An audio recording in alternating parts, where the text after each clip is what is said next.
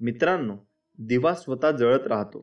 त्याचा शांत मंद अशा प्रकाशामध्ये भगवंताचे सुस्वरूप की जे पहिल्यावरच डोळ्यांचा सुखावा वाटतो तेही दिसते आणि शिवाय गाभाऱ्यातील अंधार नाहीसा होतो.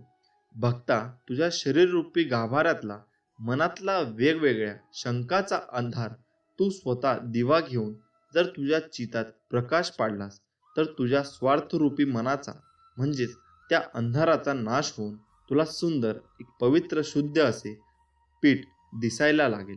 त्याची तुझ्यामध्ये आवड निर्माण होऊन तू या सुंदर भक्ती मार्गामध्ये येशील.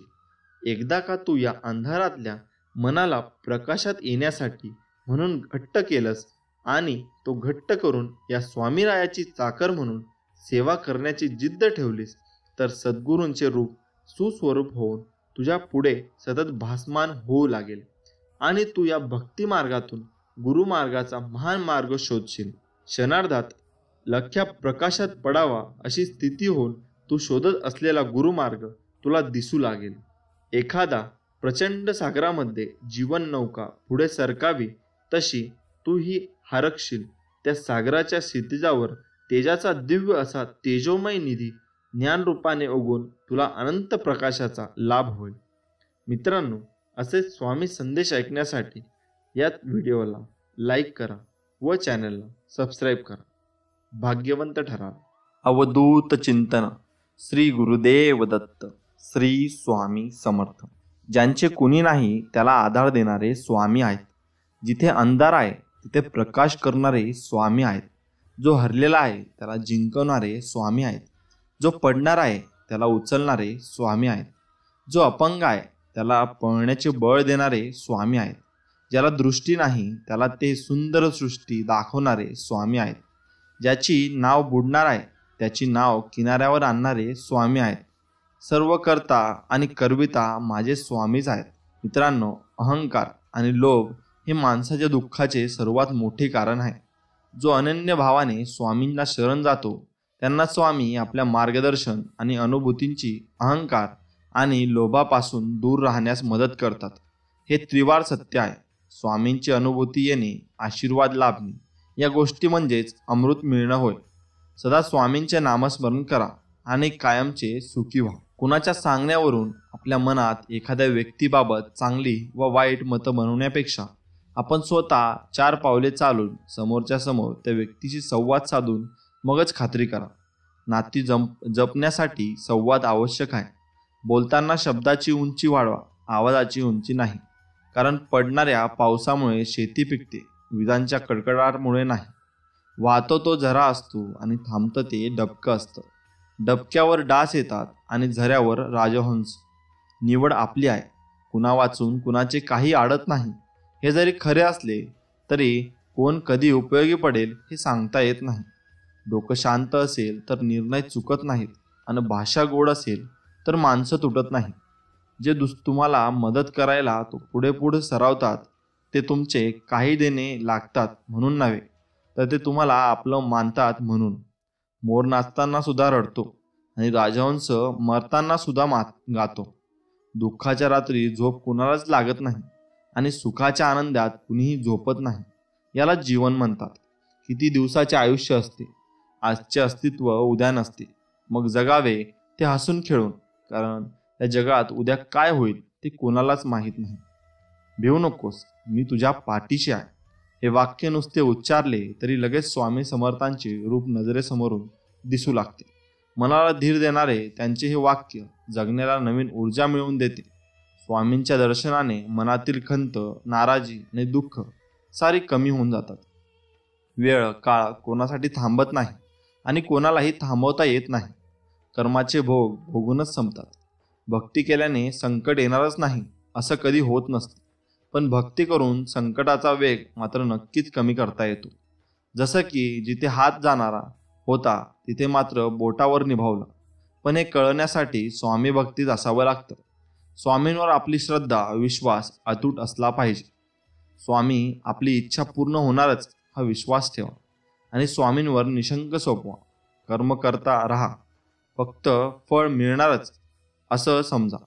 ज्यांनी आजवर इथवर सुरक्षित आणला आहे ते पुढेही नेतील.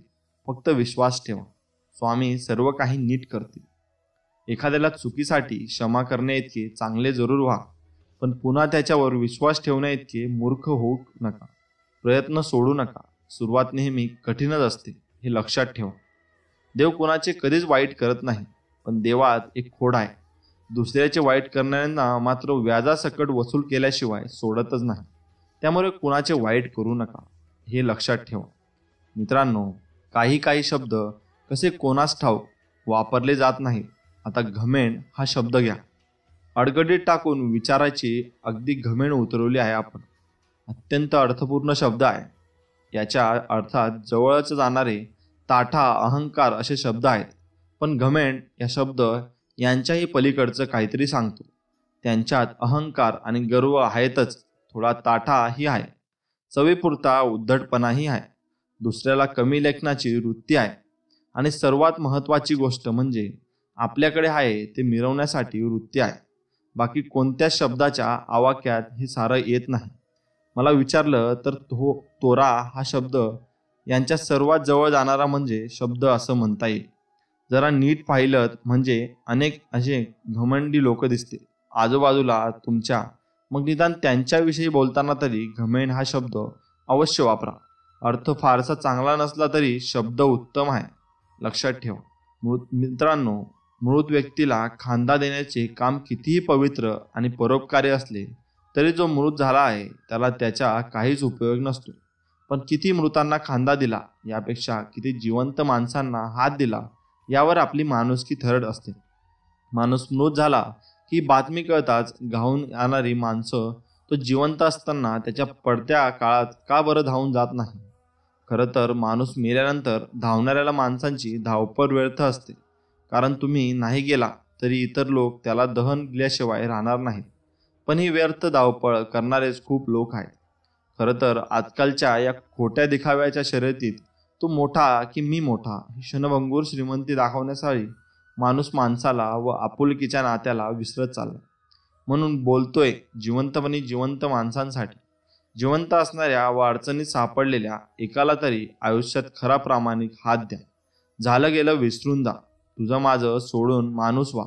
मरेपर्यंत त्याचा अभिमान वाटेल, हे कायम लक्षात ठेवा.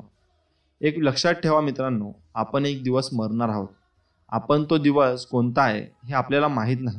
म्हणून होतं आहे ते योग्य आहे, जवळ आहे त्याचंच समाधानी राहायचं. नको त्या गोष्टींची चिंता करायची नाही आणि आयुष्यातून गेलेल्या माणसांचा विचार करत वेळ आणि क्षण वाया घालवायचे नाही. जी माणसं सोबत आहेत आपल्या त्यांनाच जपायचं, त्यांनाच प्रेम द्यायचं आणि हा क्षण शेवटचाच आहे म्हणून नेहमी आनंदात राहून जगायचं. तू हसला तर ते जळतील, तू रडला तर ते हसतील. काही नवं केलं तर पाप म्हणतील, जुन्यात अडकून राहिला तर शाप म्हणतील. गमावलं तर दळिंद्री म्हणतील, कमावलं तर माज म्हणतील. पुढे निघाला तर मागे ओढतील येतील, मागे राहिला तर तुडवतील. तू हात दिला तर साथ म्हणतील, तुझा विचार केला तर स्वार्थ म्हणतील. कौतुक केलं तर वाह म्हणतील, उणीव दाखवली तर जा म्हणतील.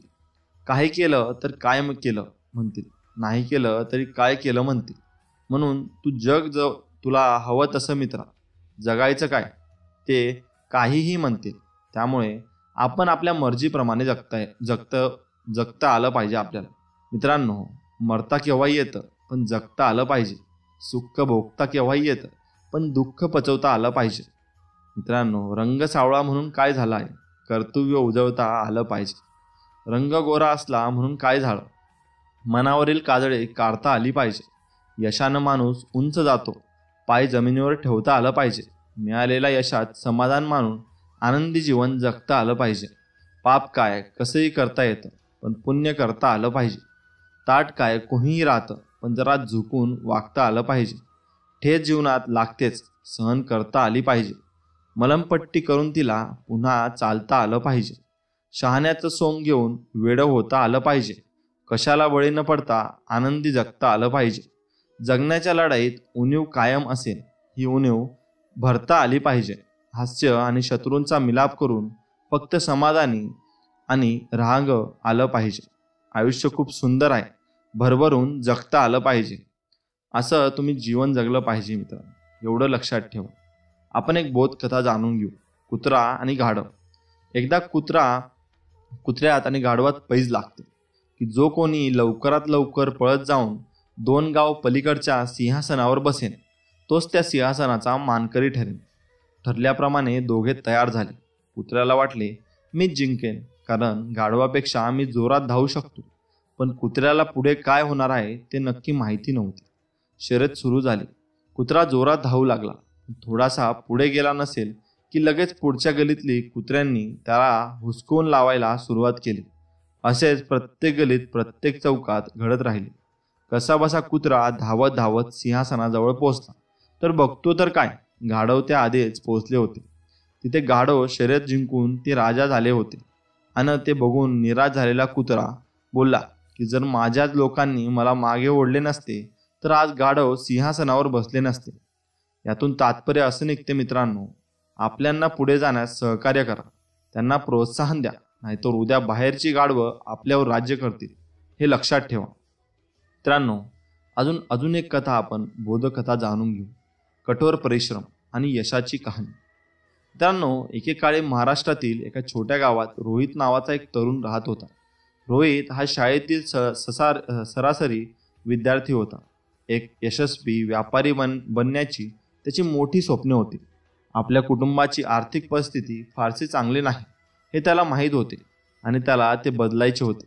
अनेक अडचणी आणि अडथळ्यांचा सामना करूनही त्यांनी आपली स्वप्न कधीच सोडलीच नाही. स्थानिक बाजारपेठेत भाजीपाला विकण्याचा छोटासा व्यवसाय सुरू करून रोहितने आपला प्रवास सुरू केला. सकाळी लवकर उठून रात्री उशिरापर्यंत काम करत तो रोज मेहनत करत असे. त्याचा व्यवसाय हळूहळू वाढू लागला आणि त्याने बाजारात नाव कमवायला सुरुवात केली. मात्र रोहितचे यश आव्हानांशिवाय आले नाही. त्याला बाजारातील इतर विक्रेत्यांकडून कठोर स्पर्धेचा सामना करावा लागला आणि त्याची उत्पादने नेहमी सर्वोत्तम दर्जाची नसतात. पण या आव्हानानंतर मात करण्याचा त्याने निर्धार होता आणि त्यांनी आपल्या भाजीपाल्याची गुणवत्ता सुधारण्यासाठी आपला व्यवसाय अधिक स्पर्धात्मक करण्यासाठी अथक परिश्रम केले. जसजसा त्याचा व्यवसाय वाढत गेला तसतसे रोहितने कुक्कुटपालन आणि दुग्धजन्य पदार्थ यासारख्या इतर उद्योगांमध्ये गुंतवणूक करण्यास सुरुवात केली. त्याने मोजून जोखीम घेतली आणि त्याचे उपक्रम यशस्वी झाले. याची खात्री करण्यासाठी कठोर परिश्रम केले. त्याचा व्यवसाय विस्तारू लागला आणि इतर शहरांमध्येही तो भाजीपाला पुरवठा करू लागला. अनेक वर्ष गेली आणि रोहित त्याच्या क्षेत्रातील सर्वात यशस्वी व्यवसायांपैकी एक बनला. त्याने पुरवठादार, ग्राहक आणि कर्मचाऱ्यांचे मोठे जाळे तयार केले होते आणि त्याचा व्यवसाय गावातील अनेक लोकांसाठी उपजीविकेचे साधन बनला होता. आज रोहित एक यशस्वी उद्योजक आहे आणि तो त्याच्या गावातील अनेक तरुण उद्योजकांसाठी एक आदर्श आहे. त्यांनी दाखवून दिले आहे की कठोर परिश्रम, दृढ निश्चय आणि कधीही हार न मानणाऱ्या वृत्तीने कोणीही यश मिळवू शकतो आणि त्याच्या डोळ्यासमोर त्याच्या अडथळ्यांवर मात करू शकतो. रोहितच्या यशाची कहाणी म्हणजे कठोर परिश्रम आणि चिकाटीच्या बळाचा दाखला आहे. अनेक आव्हाने आणि अडथळ्यांचा सामना करूनही रोहितने आपली स्वप्ने कधीच सोडली नाही. त्यांचा स्वतःवर आणि त्यांच्या क्षमतेवर विश्वास होता आणि तो आपले ध्येय साध्य करण्यासाठी मोजलेली जोखीम घेण्यास तयार होता. त्यांची कथा त्यांच्या जीवनात यश मिळवून इच्छिणाऱ्या प्रत्येकासाठी प्रेरणादायी आहे. कथेची नैतिकता अशी आहे की यश त्यांना मिळते जे दृढ निश्चय करतात, मेहनती असतात आणि त्यांची स्वप्ने कधी सोडत नाही. आपल्या मार्गात येणाऱ्या अडथळ्यांची आणि आव्हानांची पर्वा करत नाही. जर आपण आपल्या ध्येयांवर लक्ष केंद्रित केले आणि वचनबद्ध राहिलो तर आपण यश मिळवू शकतो आणि इतरांसाठी प्रेरणा जरूर बनवू शकतो. मित्रांनो, आळस आपल्याला कुठेही मिळणार नाही. लक्षात ठेवा, प्राचीन काळी एखाद्या राजाने आपल्या माणसांना रोडवेवर एक दगड ठेवला होता. त्यानंतर तो झुडपामध्ये लपून बसला आणि कोणीही हा दगड रस्त्यावरून हलवू शकेल काय हे पाहत असे. राजाने काही श्रीमंत व्यापारी आणि दरबारी इकडे तिकडे गेले आणि त्याभोवती फिरले. रस्ते स्वच्छ ठेवल्याबद्दल बऱ्याच लोकांनी राजावर दोषारोप केले, परंतु त्यापैकी कोणीही दगड हटवण्याबद्दल काहीही केले नाही. एक दिवस एक शेतकरी भाज्या घेऊन आला. बोल्डरजवळ आल्यावर शेतकऱ्याने आपला बोजा खाली ठेवला आणि दगड रस्त्यावरून ढकलण्याचा प्रयत्न केला. बरेच धक्के आणि ताण घेतल्यानंतर शेवटी त्याने व्यवस्थापन केले. शेतकरी आपली भाजी घेण्यासाठी परत गेल्यानंतर त्यास बोल्डर असलेल्या रस्त्यात एक पर्स पडलेला दिसला.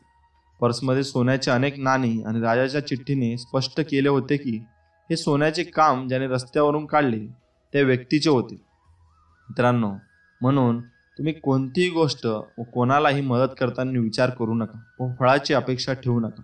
ते तुम्हाला मिळणारच हे नक्की आहे. रागाच्या भरात पश्चाताप करा असे काहीतरी म्हणू नका.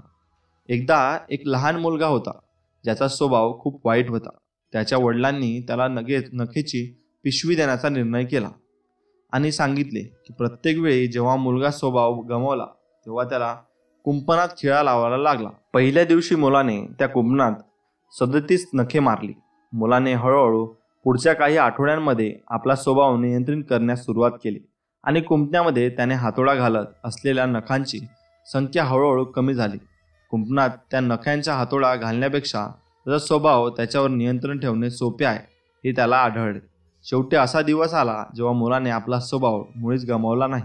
त्याने आपल्या वडिलांची ही बातमी सांगितली आणि वडिलांनी सुचवले की मुलाने आता दररोज नख बाहेर काढावे आणि आपला स्वभाव आपल्या तावडीत ठेवावा. दिवस गेले. अखेर तो तरुण मुलगा त्याच्या वडिलांना सांगू शकला की सर्व नखे गेली आहेत. वडिलांनी मुलाचा हात धरला आणि कुंपणाकडे नेले. मुला, तू छान केलेस, पण कुंपणातील छिद्रे पहा. कुंपण कधीही सारखं होणार नाही. जेव्हा आपण रागाने गोष्टी बोलला तेव्हा त्याच प्रकारे एक डाग पडतो. आपण एखाद्या माणसामध्ये चाकू घालू शकता आणि ते काढू शकता. मला माफ करा असे किती वेळा सांगितले तरी काहीही फरक पडणार नाही. जखम अजूनही आहे. मित्रांनो, पुढची कथा ऐकूया. तक्रार करण्यात आपला वेळ वाया घालवणे थांबवा. लोक शहाण्या माणसाला भेटून पुन्हा पुन्हा त्याच समस्यांबद्दल तक्रार करतात. एक दिवस त्याने त्याचा एक विनोद सांगायचं ठरवलं आणि ते सर्व हसत हसत म्हणाले. काही मिनिटांनंतर त्याने त्याचा हा विनोद सांगितला आणि त्यातील काही जण हसले. मग त्याचे तीच सांगितले, पण कोणीही हसले नाही किंवा हसले नाही. शहाणा माणूस हसला आणि म्हणाला, तुम्ही एकाच विनोदाने पुन्हा पुन्हा हसू शकत नाही. मग आपण नेहमी सारख्याच समस्येबद्दल का ओरडत आहात? मित्रांनो, चौथी बोधकथा. नुकसान झालेल्या आत्म्याकडे अजूनही मूल्य आहे. एका दुकानाच्या मालकाने त्याच्या दाराच्या वर एक चिन्ह ठेवले ज्याने म्हटले आहे, पिल्ले फॉर सेल. यासारख्या चिन्हे नेहमीच लहान मुलांच्या आकर्षित करण्याचा एक मार्ग असतो. आणि एका मुलाने ते चिन्ह पाहिले आणि मालकाकडे जावे हे नवलच नाही.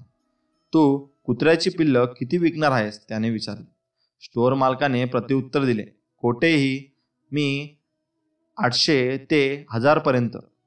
त्या छोट्याशा मुलाने त्याच्या खिशातून काही बदल घडवून आणला. तो म्हणाला, माझ्याकडे तर 400 रुपये आहेत. कृपया मी त्याच्याकडे पाहू शकेन काय? दुकान मालक हसत हसत शिट्टी मारला. त्यांच्या कुत्र्याबाहेरून लेडी आली आणि त्याने त्याच्या दुकानातील मागील बाजूस धाव घेतली आणि त्यानंतर 5 लहान फरांचे लहान गोळे आणले आणि एका पिल्ला बऱ्यापैकी मागे होता. तत्काळ त्या लहान मुलाने लंगड्या मारल्यामुळे झोपी गेला आणि म्हणाला, त्या लहान कुत्र्याचे काय चुकले आहे? दुकान मालकाने समजावून सांगितले की तो पशुवैद्यकाने त्या छोट्याशा पिल्लांची तपासणी केली होती व त्याला हिप सॉकेट नसल्यामुळे आढळले आहे. तो नेहमी लंगडा असायचा. तो नेहमी लंगडा होईल. लहान मुलगा उत्साहित झाला. ते मला विकत घ्यायचे ते पिल्लू आहे. दुकान मालक म्हणाले, नाही, तुम्हाला तो लहान कुत्रा विकत घ्यायचा नाही. आपण खरोखर त्याला इच्छित असल्यास मी फक्त तुला देईन. लहान मुलगा बऱ्यापैकी अस्वस्थ झाला. त्याने सरळ स्टोअरच्या मालकाच्या डोळ्याकडे डोळे रोखले आणि बोट दाखवत म्हटले, तू मला माझ्याकडे द्यावे अशी माझी इच्छा आहे. तो लहान कुत्रा इतर कुत्र्यांइतकेच मूल्यवान आहे आणि मी पूर्ण किंमत देईन. खरं तर मी आता तुम्हाला 200 आणि मी त्याच्यासाठी पैसे देईन. होईपर्यंत महिन्याला तुम्हाला मी 100 रुपये देईन. दुकान मालकाने असा प्रतिकार केला, तुम्हाला खरोखर हा छोटा कुत्रा खरेदी करायचा नाही. तो इतर कुत्र्यांच्या पिल्ल्याबद्दल त्वरित धावण्यास आणि उडी मारण्यास आणि आपल्याबरोबर खेळण्यास कधीही सक्षम होणार नाही. आश्चर्यचकित झाले की तो लहान मुलगा खाली पोहोचला आणि त्याने मोठ्याने मेटल ब्रेचच्या सहाय्याने डावा पाय खराब असलेला मोडलेला डाग असलेला पाय उघडण्यासाठी आपला पाय हलवला. त्याने दुकानदाराच्या मालकाकडे पाहिले आणि हळुवारपणे उत्तर दिले, ठीक आहे, मी स्वतः इतके चांगले चालत नाही आणि त्या लहान पिलाला समजून घेणाऱ्या एखाद्याची गरज असेल. एवढं लक्षात ठेवा. मित्रांनो, कोणी कसंही असो, आपण त्याच्या फिजिकल कंडिशनवर जायचे नसते. तो कसाही असो, पण त्याचा स्वभाव हा महत्त्वाचा असतो. स्वभाव चांगला असेल तर व्यक्ती चांगला असतोच, असे असते. स्वभाव माणसाला खूप काही शिकवून जातो. म्हणून मित्रांनो, माणसाचा स्वभाव बघा, त्याची शरीरदृष्टी कशी आहे ते बघू नका. त्याला हात नाही, त्याला पाय नाही, पण त्याला देवाने भरपूर काही दिलेलं असतं, हे लक्षात ठेवा. मित्रांनो, पुढची बोधकथा आहे. भूतकाळाच्या एका अपयशामुळे भविष्यात कधी मागे येऊ देऊ नका. एक माणूस हत्तीच्या पुढे जात असताना अचानक तो थांबला आणि गोंधळात पडला की या प्रचंड प्राण्यांना त्यांच्या समोरच्या पायावर फक्त एक छोटीशी दोरी बांधलेली आहे. साखळी नाही, पिंजरे नाहीत. हे स्पष्ट होते की हत्ती कधीही त्याच्या बंधनातून मुक्त होऊ शकतात, परंतु काही कारणास्तव ते तसे करू शकले नाहीत. त्याने जवळच एक ट्रेनर पाहिला आणि विचारले की हे प्राणी तिथेच उभे आहेत आणि तेथून पळून जाण्याचा प्रयत्न का केला नाही? बरं, प्रशिक्षित म्हणाला, जेव्हा हे खूप तरुण असतात आणि बरेच लहान असतात तेव्हा आम्ही त्यांना बांधण्यासाठी समान आकारचा दोरा वापरतो आणि त्या वयात त्या धरून ते पुरेशा प्रमाणात आहेत. ते मोठे झाल्यावर विश्वास ठेवू की ते दूर होऊ शकत नाही. त्यांचा असा विश्वास आहे की दोरी अद्यापही त्यांना धरू शकते, म्हणून ते कधीही मोकळे सोडण्याचा प्रयत्न करीत नाही. माणूस आश्चर्यचकित झाला. हे प्राणी कधीही त्यांच्या बंधनातून मुक्त होऊ शकतात, परंतु त्यांचा विश्वास आहे की ते करू शकत नाहीत, म्हणून ते तेथे आहेत व तेथे अडकले आहेत. मित्रांनो, म्हणून आपण आपल्या कम्फर्ट झोनच्या बाहेर गेले पाहिजे. आपल्याला कोणी म्हटले तू हे करू शकत नाही, तर ते तसे नसते. आपण सर्व काही आयुष्यामध्ये सर्व काही करू शकतो. फक्त आपण निश्चय केला पाहिजे आणि आपल्या कम्फर्ट झोननी आपण बाहेर निघालो पाहिजे. आपण काहीतरी रिस्क घ्यायला पाहिजे. जर तुम्ही रिस्क घ्याल तरच तुम्ही पुढे जाल, नाहीतर तुम्ही यशाची पहिली पायरी वरूनच खाली याल. त्यामुळे तुम्ही जीवनामध्ये जर रिस्क घ्यायला शिकलात तर तुम्ही यशाची कोणतेही शिखर गाठू शकता. हे मात्र तितकेच खरे आहे. आणि मित्रांनो, स्वामींचे नाव घेत राहा. स्वामींचे नाव घ्याल तर तुमच्या संकट सगळे टळत राहतील आणि स्वामींचे नाव घेतल्यावर चांगले चांगले संकट दूर पळून जातात आणि स्वामी कायम आपल्याच्या पाठीशी उभे असतात, हे लक्षात ठेवा. आनंद आनंद एक छान विचार. एकदा विचार करून बघा. स्वार्थ आणि मोठेपणा सोडला की आनंद घेताही येतो आणि देताही येतो. जर का आपण कुणाला आवडत असो तर ही आपल्यासाठी एक सुखद भावना असते, परंतु जर का आपण कुणालाही आवडत नाही तर यासारखा दुसरा आनंद नाही. नक्की तुम्हाला विचित्र वाटत असेल, परंतु तुम्ही चांगल्या प्रकारे विचार केला तर ही गोष्ट समजेल. प्रत्येक व्यक्तीला आपल्या कामाचे नेहमीच कौतुकच व्हावे असे वाटत असते. आपण साधासा एक शर्ट जरी घेतला तर आपण तो शर्ट वापरला तर दुसऱ्यांना कसा वाटेल याचा विचार करत असतो. सांगायचे म्हणजे आपण पूर्ण आयुष्यभर लोकांकडून प्रमाणपत्र जमा करीत असतो. आपण आपल्यासाठी आनंदासाठी दुसऱ्यावर अवलंबून असतो. समजा ज्यावेळी तुम्ही लोकांना आवडत नाही किंवा लोक तुम्हाला स्वीकारत नाही, त्यावेळी तुम्ही स्वतःच्या आत पाहायला शिकता. असे हे स्वतःच्या आत पाहणे म्हणजे खरा आनंद. आणि अध्यात्मही हेच सांगते. यानंतरच आपल्याला कळते की आनंद हा आपल्या शरीराच्या पलीकडे असतो. जेव्हा आपण आपल्यामधील मीलाही सहजपणे स्वीकारतो तेव्हा आपोआपच आपण या जगातील सहजपणे स्वीकारतो. बस या अवस्थेत आल्यावर आपले बहुतेक दुःख नाहीसे होतात. सतत चांगले दिसण्याचा, चांगले वागण्याचा आपला मान असतो, परंतु जर का प्रत्यक्षात आपण तसे नसलो तर एखाद्या वेळी तुम्ही खोटंच हसून बघा, तुम्हाला हसण्यातही दुःख वाटणार, कारण ते नैसर्गिक नसते, बनावटी हास्य असते. जेव्हा आपण आपल्याला आतमध्ये पाहतो तेव्हा खरे तर आपल्याला आपले दर्शन घडते. जसे आपण आरशासमोर उभे असल्यास आपण तसे आपणच दिसतो. इतर वेळी आपण इतरांच्या नजरेने स्वतःकडे पाहत असतो. स्वतःची स्वतःला ओळख पटणे म्हणजे जीवन कळणे नाही का? बघा, पटतंय का? एक विशेष ट्रेन भाविक यात्रेकरूंना घेऊन तीर्थयात्रेला निघाली. जवळपास 1 तासानंतर सगळेच भाविक एकमेकांशी बोलू लागले. विशेष म्हणजे सगळे भाविक प्रवासी वयाने 50-55च्या वर होते. बोलता बोलता सहजच विषय पुण्यसंचयाचा निघाला. सगळे आपलेले जीवनातल्या घटना सांगत, आयुष्यात आपण काय पुण्याचे काम केले ते सांगत होते. खालील सीटवर खिडकीजवळ अमोरासमोरा 2 गृहस्थ बसले होते आणि खिडकीतून बाहेर बघत होते. त्यामधून एक गृहस्थ जे चांगलेच महाग कपडे घातलेले होते, रुबाबदार आवाजात आणि खिडकी बाहेरून दिसत असणाऱ्या पर्वतांकडे बोट दाखवत म्हणाले, हे पर्वत दिसत आहे का तुम्हाला? माझे पुण्य या पर्वता एवढे आहे. मी गावचा मोठा पाटील आणि आजपर्यंत माझ्या वाड्यावरून कुणीही रिकाम्या हाताने परत गेलेला नाही. पूर्ण गाव मला दानवीर म्हणून ओळखतो. दान करणे हेच माझ्या कुटुंबाची ओळख आहे. समोरील सीटवर बसलेले आणि साधे कपडे घातलेले गृहस्थ शांतच होते. पाटलाने त्यांना विचारले, तुम्ही काय करता? मी शिक्षक होतो. मागील महिन्यात सेवानिवृत्त झालो आहे. शिक्षक? पाटलांच्या शब्दात तिंगल उडवण्याचा भाव होता. पाटील म्हणाले, शिक्षक म्हणजे 6 तास काम करायचे आणि महिन्याला पगार मोजून घ्यायचे. तुम्हाला कुठे दानधर्म करायला जमणार? खरे आहे ना? ते शिक्षक हसत म्हणाले, हो पाटील साहेब, खरे आहे. मस्त गप्पा रमल्या होत्या. ट्रेन ही भरवेगात धावत असून ट्रेनने बराच अंतर पार केलेला होता. अचानक ट्रेन थांबली. गार्डला विचारपूस केली असता कळलं की समोर 15 किलोमीटर अंतरावर लोकांनी मोठे गोंधळ उचलले आहे. रेल्वेचे रूळ उखडण्याचाही प्रयत्न झाला आहे. आज तरी यासमोर ट्रेन जाणार नाही हे निश्चित आहे. गार्डने दिलेली माहिती ऐकून सगळे चिंतित झाले. कारण ट्रेन ज्या स्टेशनमध्ये थांबली होती त्या स्टेशनच्या जवळील गावात धर्मशाळा, हॉटेल, लॉज अशी कोणतीही व्यवस्था नव्हतीच. आता राहायचे तरी कुठे? त्या स्टेशनचे स्टेशन मास्तर खूप चांगले होते. त्यांनी प्रतीक्षालये गावातील त्यांच्या ओळखीच्या घरी अशा जागी यात्रेकरूंची सोय करून दिली. यात्रेकरूंची व्यवस्था करत असताना स्टेशन मास्तरांचे लक्ष शिक्षकांवर जातो आणि बघताच त्यांच्या पायावर कोसळतो. सर, मला ओळखले? मी कृणाल देशमुख. वडील वारल्यानंतर शिक्षण सोडण्याची वेळ आली होती. तुम्ही 10वीची परीक्षाची फी भरली म्हणून पुढे शिकलो. स्टेशन मास्तर झालो. शिक्षकांचे डोळे भरून आले.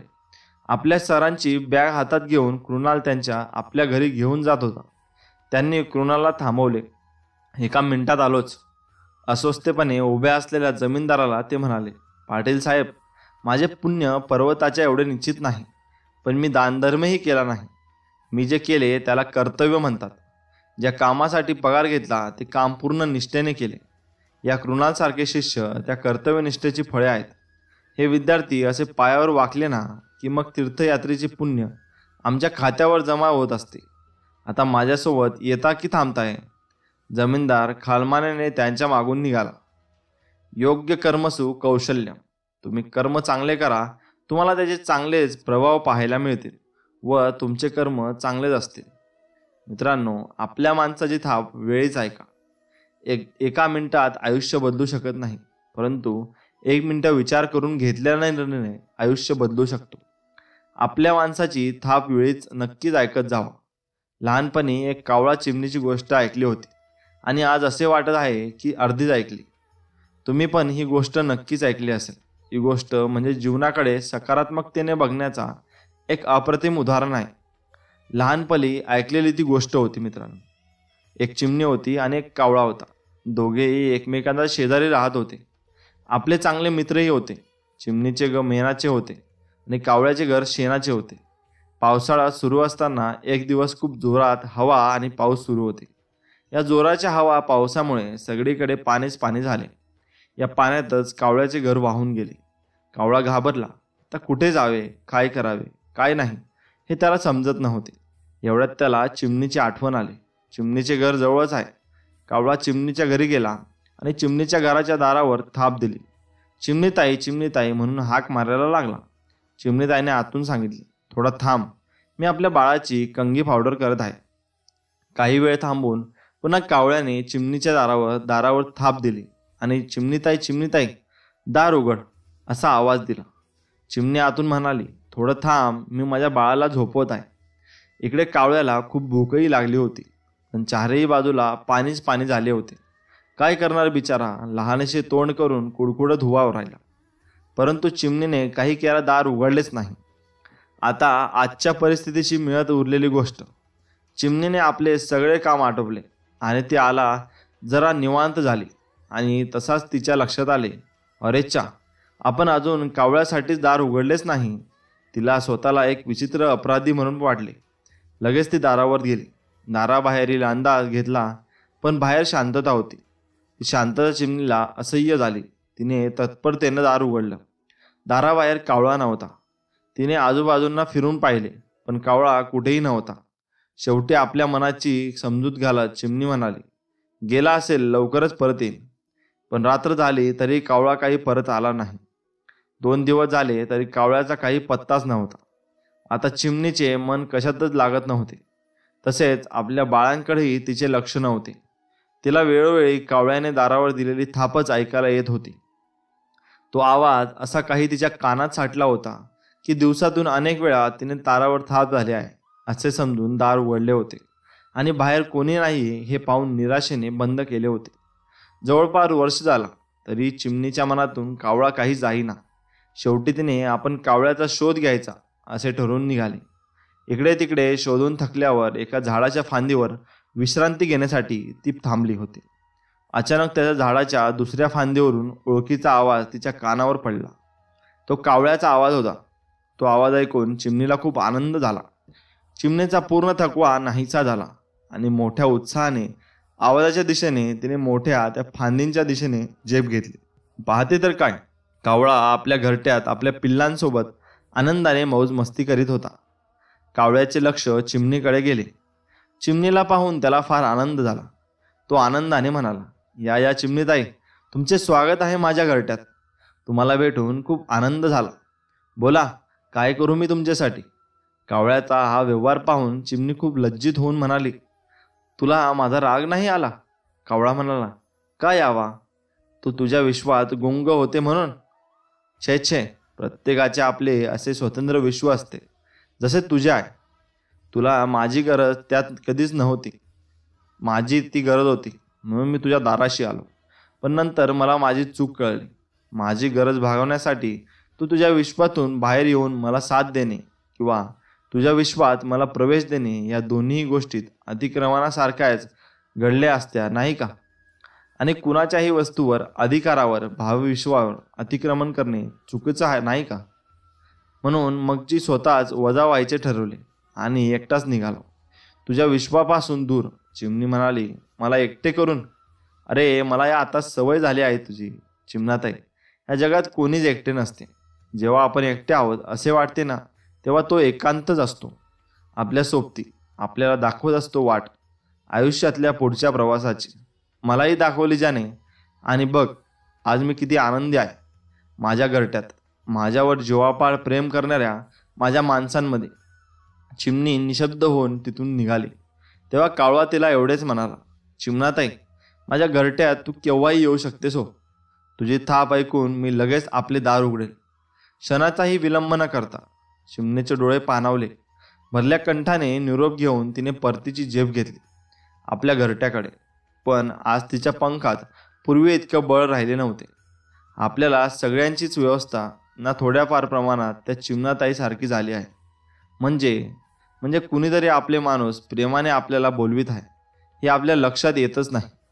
या आपल्या माणसांमध्ये भाऊ, बहीण, मित्र, मैत्रीण, आई, वडील, बऱ्याचदा पोटाची मुलेही असू शकतात. त्यांची प्रेमळ हाक आपल्याला ऐकूच येत नाही. म्हणजे ते मायाळ होऊन प्रेमाने हाक मारतात आणि आपण म्हणतो, थांब थोडे, मला आपले करिअर करू दे. थांब थोडे, मला आता आपले घर घ्यायचे आहे. थांब थोडे, मला आता कार घ्यायची आहे. थांब थोडे, मला काम आहे. थांब, मला विश्रांती घ्यायची आहे.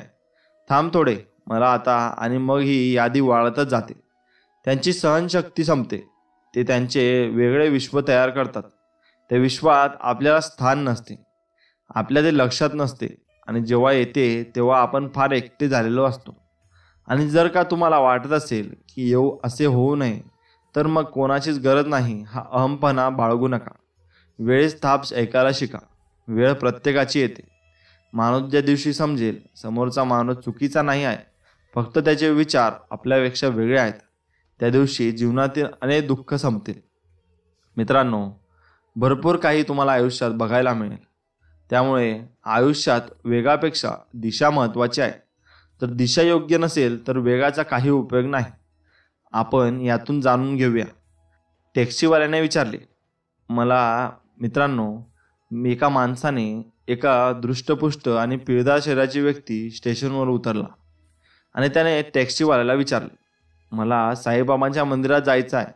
टॅक्सीवाला म्हणाला, 300 रुपये लागतील. त्यावर तो व्यक्ती म्हणाला, जवळच तर आहे, इतक्या जवळ जायचे 300 रुपये? नको, असू दे, मी आपले सामान घेऊन स्वतःच जाईन. तो व्यक्ती आपले सामान घेऊन खूप दूरपर्यंत चालत राहिला. काही वेळाने त्याला पुन्हा तोच टॅक्सीवाला दिसला. त्या व्यक्तीने टॅक्सीवाल्याला विचारले, आता तर मी अर्धापेक्षा जास्त रस्ता पार केला आहे. आता आपण किती पैसे घेणार? टॅक्सीवाला म्हणाला, 600 रुपये. तो व्यक्ती टॅक्सीवाल्याला म्हणाला की आधी 200 रुपये आणि आता एवढे अंतर कापल्यावरही 400 रुपये, हे कसे काय? तेव्हा टॅक्सीवाला म्हणाला, साहेब, एवढे अंतर आपण साई मंदिराच्या विरुद्ध दिशेने काढले आहे. तो व्यक्ती काही न बोलता आपल्या सामानासोबत गुपचूपपणे टॅक्सीत बसला. मित्रांनो, आयुष्यात आपण कोणतेही काम करण्याच्या आधी काही विचार न करता निर्णय घेत असतो आणि हाती घेतलेले काम करण्यासाठी खूप परिश्रमही करतो. तसेच त्या कामात खूप वेळही घालवतो आणि शेवटी ते काम अर्ध्यावरच सोडून देतो. नेहमी एका लक्षात ठेवा की कोणत्याही कामाची सुरुवात करण्यापूर्वी पूर्णपणे विचार करा आणि हे काम आपल्या जीवनातील लक्ष्याचा एक भाग आहे. जर आपल्या कामाच्या सुरुवातीच्या दिशा योग्य असेल तर आपल्याला यश मिळणार आणि जर का आपल्या कामाच्या सुरुवातीच्या दिशा योग्य नसेल तर आपण कितीही परिश्रम घेतले तरी फळ मिळणार नाही. म्हणूनच योग्य दिशा निवडा आणि परिश्रम करा. नक्की यश तुमच्या हातात असेल. कामाची योग्य सुरुवात म्हणजेच अर्धे यश मिळाले समजा. जगा इतके की जीवन कमी पडेल, हसा इतके की आनंद कमी पडेल.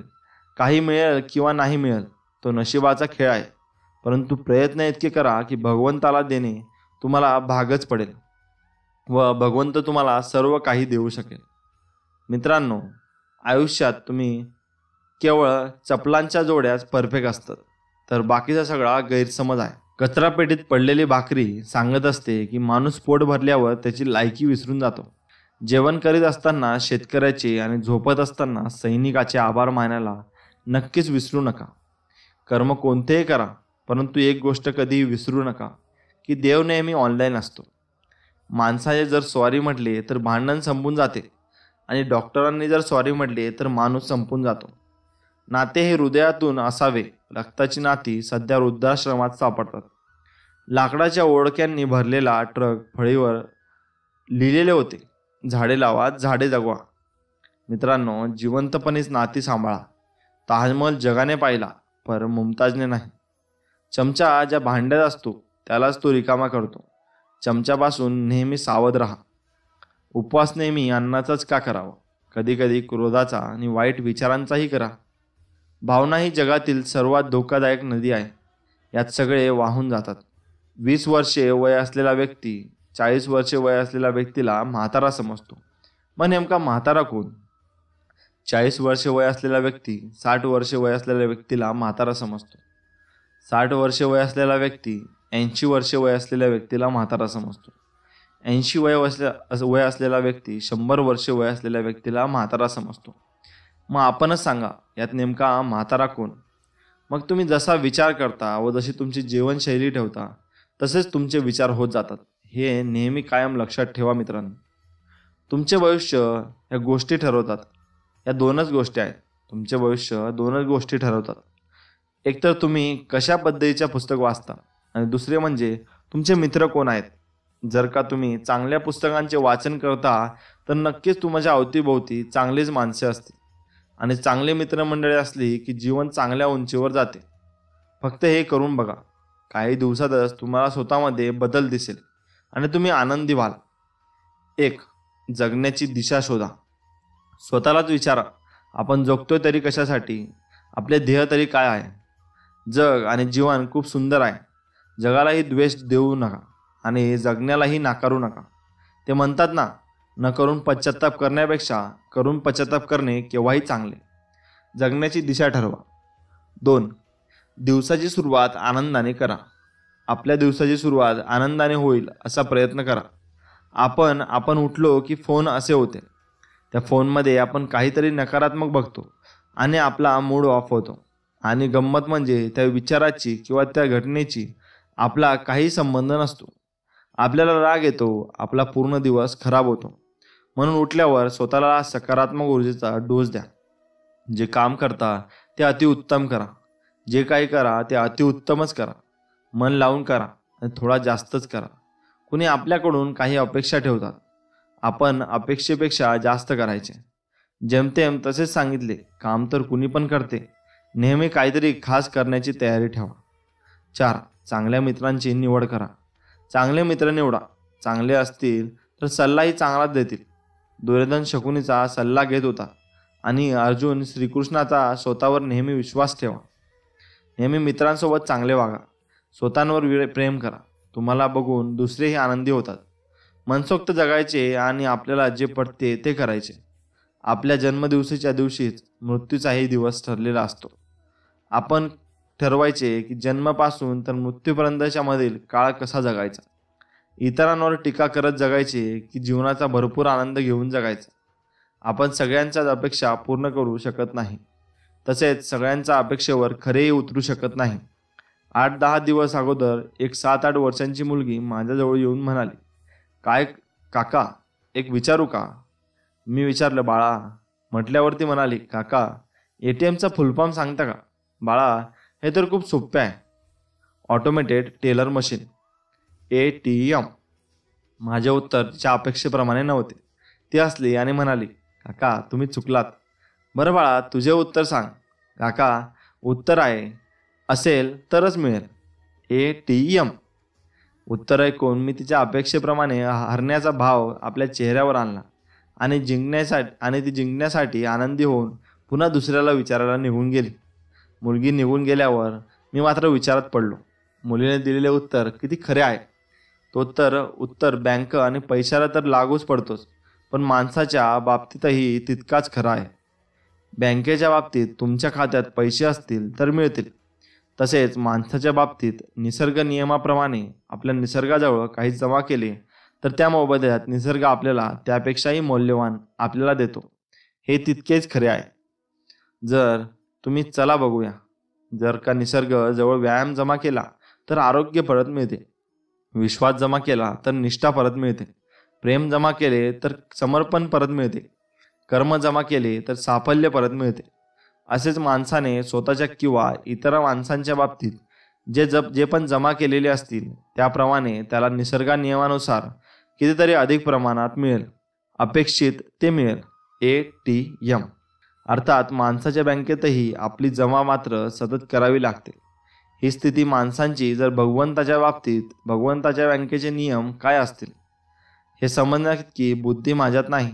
पण संतांच्या शिकवणीमधून एक गोष्ट मात्र लक्षात आली की भगवंताच्या बँकेत अगदी सोपे थोडी थोडी भक्ती समर्पण भावनेने जमा करत राहिलो तर आपण न मागताही भगवंताकडून आवश्यक ते मिळेलच, ATM.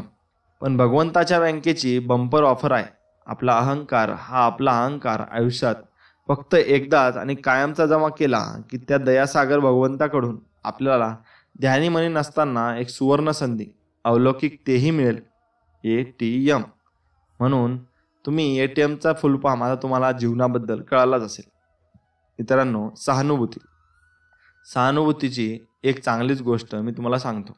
एकदा मी आणि माझा एक मित्र हॉटेलमध्ये जेवायला गेलो होतो. त्या हॉटेलमध्ये तिथलाच एक वेटर आम्ही केलेली ऑर्डर टेबलावर ठेवताना चुकून त्याच्याकडून भाजीचा रस्सा मित्राच्या हातावर उडतो. हाताला चटका लागतो आणि त्याचा शर्टही खराब होतो. थोडा वेळ जर आम्ही घाबरून जातो, पण लवकरच सावरत हात आणि रस्त्याच्या त्या शर्टवरील डागाकडे बघत राहतो. त्यातच वेटर एकदम घाबरून म्हणाला, माफ करा साहेब, मला वॉशरूममध्ये चला साहेब, मी हा डाग साफ करून देतो. त्याच्या चेहऱ्यावरील घाम फुटला होता. यावर माझा मित्र सहज आणि अगदी हसत त्या वेटरला म्हणाला, ठीक आहे काका, होते कधी कधी असे. काका, तुम्ही मला फक्त वॉशरूम कुठे आहे ते सांगा, हा डाग मी स्वतः साफ करतो. तुम्ही कसली काळजी करू नका आणि आपल्या कामाकडे लक्ष द्या. बरेच दिवस झाले तरी लॉन्ड्रीवाल्याने दिलेले कपडे आणून दिले नाहीत. म्हणून आम्ही त्यांच्या दुकानात गेलो. दुकानात घाबरत साहेब, तुमचा एक शर्ट प्रेस करीत असताना जळाला, असे सांगत तो जळालेला शर्ट दाखवला. मित्र त्या वयस्कर लॉन्ड्रीवाल्याच्या सुरकुतलेल्या चेहऱ्याकडे बघत म्हणाला, काका, काहीच हरकत नाही. तुम्ही या निमित्ताने मला एक नवीन शर्ट घेण्याचे कारण दिलेले आहे. आणि मित्राने हसत लॉन्ड्रीवाल्याच्या खांद्यावर हात ठेवून धीर दिला. खूप दिवसापासून माझा मित्र ज्या कंपनीत जॉब करीत होता त्या कंपनीतील फाईल इकडे तिकडे करणारे काका आले नव्हते. म्हणून माझा मित्र त्यांच्या घरी गेला. तिथे गेल्यावर मित्राला कळाले की ते काका तर आजारी आहेत आणि काही दिवसातच त्यांच्या मुलांचे लग्नही आहे. मित्र पूर्ण दिवसे तिथेच थांबला आणि त्यांच्या मुलाच्या लग्नाच्या तयारीसाठी त्याने मदत केली. तसेच लग्नाच्या दिवशी सुद्धा पाहुण्यांची अवभगत आणि मानपान करण्यासाठी मित्र तयारीत होता. या उदाहरणावरून आपल्या लक्षात येते की याला सहानुभूती म्हणतात. म्हणजे दुसऱ्यांच्या वेदनांची जाणीव होऊन त्यात एकरूप होतं. त्याला आनंद देण्याची कला आहे. कुणाचा तरी दिवस चांगला बनवण्याचा तो एक प्रयत्न आहे. अत्यंत महत्त्वाची पण तरी कमी लेखली जाणारी एकमेव गोष्ट म्हणजे सहानुभूती. स्वतःचे व्यक्तिमत्व खुलून दाखवणारा असा हा गुण अंगी बाळगणे सहज शक्य आहे. यासाठी पैसाही लागत नाही आणि श्रमही लागत नाही. बघा तर मग आजपासून कुठे सहानुभूतीचे वागण्याची संधी मिळते का ते? मित्रांनो, नेहमी एक गोष्ट लक्षात ठेवा, राम नाम महिमा ही खूप मोठी आहे. त्यामुळे रामाचं नाव हे तोंडात नक्कीच ठेवा. मनातील शुद्ध भावना रामनाम पतित पावना, न चुकवावे अनुसंधाना ही स्त्रींची शुद्ध साधना. मित्रांनो, एकदा एका भक्ताने तुलसीदासांना विचारले, महाराज, आपण श्रीरामाचे इतके गुणगान गाता, तर प्रभू श्रीरामाने स्वतः तुम्हाला कधी दर्शन दिले आहे का? त्यावर तुलसीदास म्हणाले, दर्शन दिले आहे. भक्त, मलाही प्रभू श्रीरामांचे दर्शन घडवाल का? तुलसीदास, हो नक्कीच. असे म्हणून त्या भक्ताला तुलसीदासांनी खूपच समर्पक उत्तर दिले. ते उत्तर एखाद्या गणिती तज्ज्ञालाही लाजवणारे होते. बघा, तुलसीदास म्हणाले, हे तर खूप सोपे आहे. आपण प्रभू श्रीरामांचे दर्शन स्वतःमध्येच घेऊ शकतो. तुझ्या नामात काय, प्रत्येकाच्या नावातही शेवटी आपल्याला प्रभू श्रीरामाचे दर्शन नक्कीच घेता येईल. मी तुम्हाला एक सूत्रश्लोक सांगतो. या सूत्रश्लोकाप्रमाणे कोणाच्याही नावाला हे सूत्र लागू होईल. भक्त, कोणते सूत्र? तुलसीदास महाराज, नाम चतुर्गुण पंचतत्व मिलन तासान द्विगुण प्रमाण तुलसी अष्ट सौभाग्य अंतते शेष रामही राम. वरील सूत्राप्रमाणे आता कोणाचेही नाव घ्या, त्या नावाचे अक्षरे मोजा, त्याला 4ने गुणा, त्यात 5 मिळवा, त्याची दुप्पट करा, आलेल्या संख्येला 8ने भागा. पूर्ण भाग जात नाही, दरवेळेस बाकी 2च शिल्लक राहते. ते 2च म्हणजे राम ही 2 अक्षरे आहेत. बसत नाही ना विश्वास? चला मग एक उदाहरण घेऊया. माझे नाव विजय, अक्षरे आहेत 3. 4ने गुणा, 3 गुणिले 4 12. मग 5 मिळवा, 12 अधिक 5 बरोबर 17. दुप्पट करा, 17 गुणिला 2 34. मग 8ने भागा, 34 भागीला 8 म्हणजे 4. 4 हा पूर्णांक, बाकी मात्र 2. नेहमी बाकी 2च अक्षरे उरतील. ती 2 अक्षरे म्हणजेच राम. मग जय श्रीराम. तुलसीदासांनी हो जय हो. सूत्रश्लोकातील संख्यांना सुद्धा तुलसीदासांनी फार महत्त्व दिले आहे. हे एक विशेष चतुर्गुण म्हणजे 4 पुरुषार्थ, पंचतत्व म्हणजेच पंचमहाभौतिक, द्विगुण प्रमाण म्हणजेच माया आणि ब्रह्म असे 2 अष्ट, सौभाग्य म्हणजे 8 दिशांनी 8 प्रकारे सौभाग्य. आता प्रत्येकाने स्वतःच्या नावाने हे तपासून पहा. आपल्यालाही नक्की विस्मक वाटेल. पण बाकी नेहमी 2च येईल. हे पण तितकंच खरं आहे. म्हणून हरे कृष्ण कृष्ण कृष्ण हरे हरे, हरे राम राम राम हरे हरे. रामाचं नाव हे भौतिक अलौकिक आहे. मित्रांनो, जीवन जगत असताना तुम्ही चांगले विचार हे मनात तुम्ही ठेवलेच पाहिजे आणि चांगल्या विचारांसोबत चालले पाहिजे. जे लोक आपल्याला एक आनंदी व्यक्ती बनण्याची ऊर्जा देतात, त्या लोकांचा सहवास नक्कीच वाढवावा. त्यांच्यावर प्रेम करावे. जीवनात सकारात्मक परिणाम होणार आहे याचा विचार करायला तेवढाच आनंद नक्कीच पुरेसा होतो. आनंद निर्माण करण्यासाठी जर कारणेच पाहिली असतील तर यात्ता क्षणी तुझ्यावर प्रेम करण्यासाठी माझ्याकडे कारणच नाही. खरोखरच प्रेमाला कारणांची गरज असते का? नाही, नक्कीच नाही. म्हणूनच मी तुझ्यावर तितकेच गाढ प्रेम करतोय. अरे, खरे प्रेम कायम राहते आणि त्या प्रेमाचे बंध जीवनभरासाठी कायम राहत असतात असे म्हणतात. परिपक्व झालेले प्रेम खूप काही सांगते. मी प्रेम करतो म्हणून मला तुझी गरज आहे. कपाळावरच्या नशिबाच्या रेषेचे काम मी तिचे ती करेल. परंतु गोष्ट जीवनाच्या प्रेमाची असल्यास हृदय नक्कीच ठरवेल. जे विश्वास ठेवून प्रेम करतात ते त्यांच्यासमोर असतात. मग तेवढ्या आनंदासाठी तेवढा सहवास पुरेसा आहे. भावना आणि अगदी फिंगरप्रिंट स्कॅनर सारख्याच असतात. योग्य पद्धतीने पोहोचल्या तर मनाला त्या अनलॉक करतात. जीवनात जगायला पैसा जोडावा लागतो, परंतु जीवन सुंदर करायचं असेल तर 4 माणसं जोडावीच लागतात. जीवन नुसते जगून उपयोगी नाही, तर ते सुंदर करणे गरजेचे आहे. जेव्हा एखादी व्यक्ती मनातून उतरते तेव्हा त्या व्यक्तीबद्दल मनात थोडी तरी माया आणि प्रेम राहत नाही आणि आपण ठरवून सुद्धा माफ करू शकत नाही. इतकी ती व्यक्ती आपल्यापासून दूर गेलेली असते. परंतु एखादी व्यक्ती मनात भरली की मग ती अनोळखी असो किंवा ओळखीची, आपल्या हृदयात त्या व्यक्तीबद्दल माया व प्रेम निर्माण होते आणि एक विशिष्ट जागा हृदयात निर्माण होते. मग ती व्यक्ती कशी का असेना तरी पण. म्हणूनच माणसाच्या मनाचा अंत कोणालाच लागत नाही. मन ते आपलेच असते तरी किंवा दुसऱ्याचे. जीवनात माणसाने नक्कीच वाकावे, परंतु योग्य ठिकाणीच. नाही तिथे वाकले तर लोक लगेच पायदळी तुडवून मोकळे होतात. दर दिवशी जीवन आपल्याला नवीन कोरे 24 तास देते. आता आपण भूतकाळाची झगडत बसायचे की भविष्यकाळाचा विचार करत बसायचे की आलेला क्षण जगायचे हे आपण ठरवायचे. आपल्यावर जे प्रेम करतात त्यांचे कौतुक करावे. ज्यांना आपली गरज आहे त्यांना मदत करावी. ज्यांनी आपल्या दुखावले त्यांना क्षमा करावी आणि जे आपल्याला सोडून गेले त्यांना विसरून जावे. स्वतःच्या मनाची इतकी समजूत काढू नका. समोरच्या कामात खूप व्यस्त आहे. काम सगळ्यांना असते. विषय असतो तो बोलण्याची इच्छा असण्याचा. ज्याची इच्छा असते तो बोलण्याचा तो बोलतोच वेळ काढून. बाकीचे कारण सांगत असतात.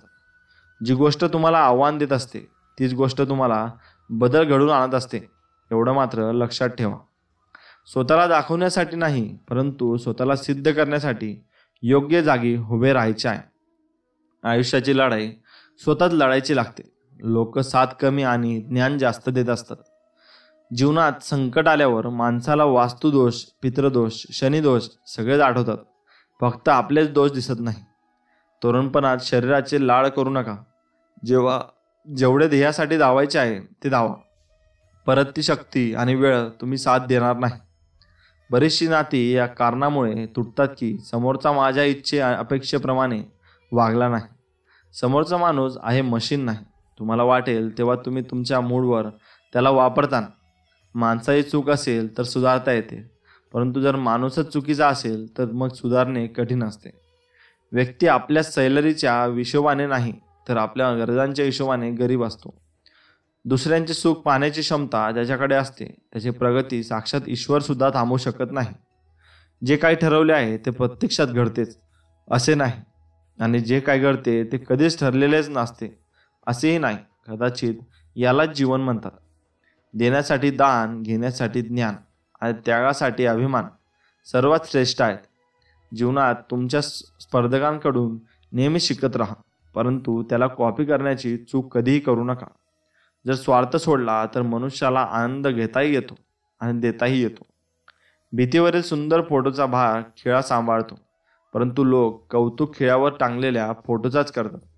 जीवनाचे देखील असेच असते. केलेल्या कामाचे श्रेय तुम्हाला मिळते असे नाही.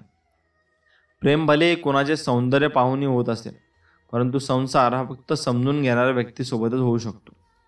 एका वडिलांच्या डायरीत खूप छान लिहिलेले होते, माझा मुलगा तोपर्यंत माझा आहे जोपर्यंत त्याला त्याची बायको मिळत नाही, परंतु माझी मुलगी तोपर्यंत माझी आहे जोपर्यंत माझे जीवन संपत नाही. एखाद्या व्यक्तीवर आपण रागावतो, चिडतो, भांडतो, दूर जातो आणि परत क्षमा मागत मागत जवळ येतो. आपण ज्या व्यक्तीवर इतके हक्क दाखवतो ती व्यक्ती आपल्याला खूप प्रिय असते. पण खरे पाहता कधीकधी राग, मानसिक स्थिती इतकी मध्ये येते की भांडण सोडून एकत्र येणे हा उपाय यामध्ये नसतेच. परंतु कधी असा विचार आला आहे का, जर ती व्यक्ती ज्या रागात जगात नसेल तर, ती व्यक्ती आपल्याला कायमची सोडून गेली असेल तर? असे कोणाच्याही जीवनात होऊ नये.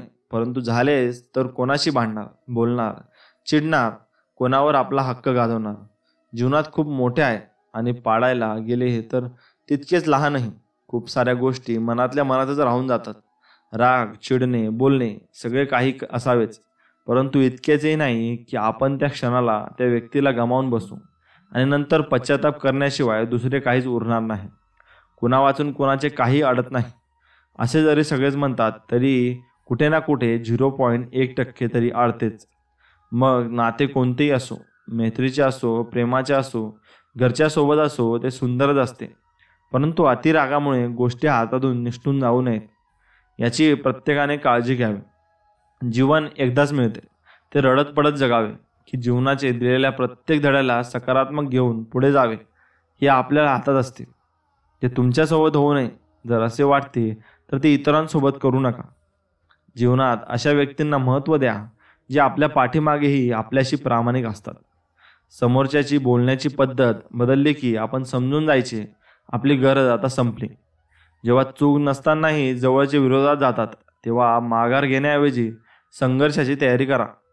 कलियुग आहे, इथे खोट्याला स्वीकारले जाते आणि खऱ्याला तोडले जाते. जेवढ्या वाईट दिवसांचा सामना कराल त्यापेक्षा दुप्पट चांगले दिवस अनुभवायला येतील. कोणावर जास्त निर्भर राहू नका, कारण गरजेच्या वेळी ओठातून नेहमीच गोड शब्द बाहेर पडतात, परंतु एखादा का तहान भागली की मग पाण्याची चव आणि माणसाची नियत दोन्ही बदलतात. एखाद्या वेळेस आपण वाद होईल म्हणून विषय टाळतो आणि समोरच्याला वाटते की हा चुकीचा आहे म्हणून विषय बदलतो. कधी कधी माणूस ना तुटतो ना विखरतो, बस थकून जातो. कधी स्वतःबरोबर, कधी नशिबाबरोबर, तर कधी आपल्याच्याच माणसाबरोबर. हिंमत नाही तर प्रतिष्ठा नाही, विरोधक नाही तर प्रगती नाही. जर हातावरच्या रेषा बदलायच्या असतील तर मेहनतीवर विश्वास ठेवा. जर प्रयत्न भक्कम असतील तर नशिबालाही वाकावे लागेल, इतकेच लक्षात ठेवा. वेळ निघून गेल्यावर सुचलेला विचार आणि पिके जळून गेल्यावर पडलेला पाऊस याची किंमत सारखीच असते. डोळे बंद केले म्हणून संकट जात नाही आणि संकट आल्याशिवाय डोळे उघडतही नाही. राग आल्यावर थोडे थांबले आणि चूक झाल्यावर थोडे नमले तर विश्वातील सर्व समस्या दूर होतात. जीवनात दोनच गोष्टी वाया जाऊ देऊ नका, अन्नाचा कण आणि आनंदाचा क्षण. नेहमी हसत राहा आणि प्रेमाने राहा आणि दुसऱ्यांशी प्रेमाने वागा, म्हणजे सगळीकडे एकदम छान होईल. मित्रांनो, न रडता तर कांद्यालाही कापता येणार नाही.